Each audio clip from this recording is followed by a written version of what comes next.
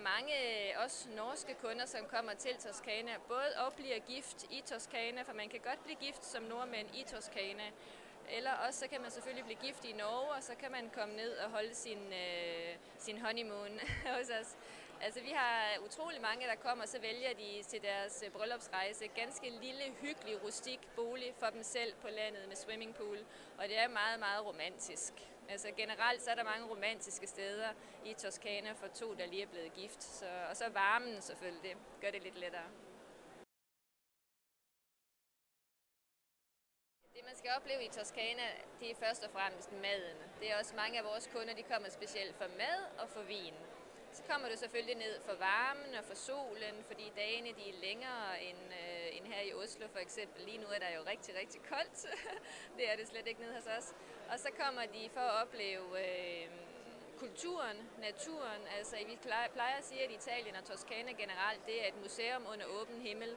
Der er så mange kunstskatte at se. Altså bare når man vandrer rundt i gaderne på de gamle antikke byer, for eksempel i Lucca, hvor jeg selv bor, der er det, alt det, der er intakt inden for bymurene, det er jo gammelt fra romertiden, og er alt sammen værd at se, selvom det måske ikke er et monument.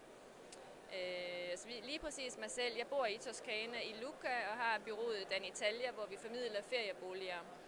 Altså, vi udvælger selv alle boligerne, så folk de kan enten se vores ferieboliger på vores hjemmeside, eller så kan de kontakte os, og så kan de få gode råd.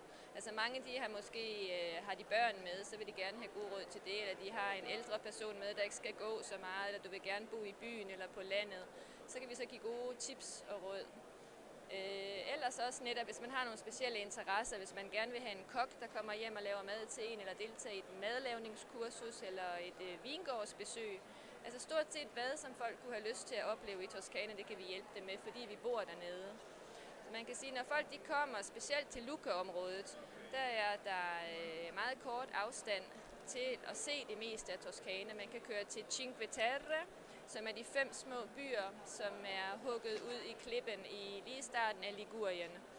Eller man kan køre til Firenze, man kan køre til Siena, man kan køre til Pisa, man kan køre til havet. Der er fra selve Lucca by, som også er værd at besøge, der er der kun 20 km til vandet.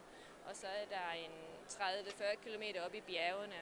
Så der er meget, meget varieret ferie, man kan få ved at komme til Toskana.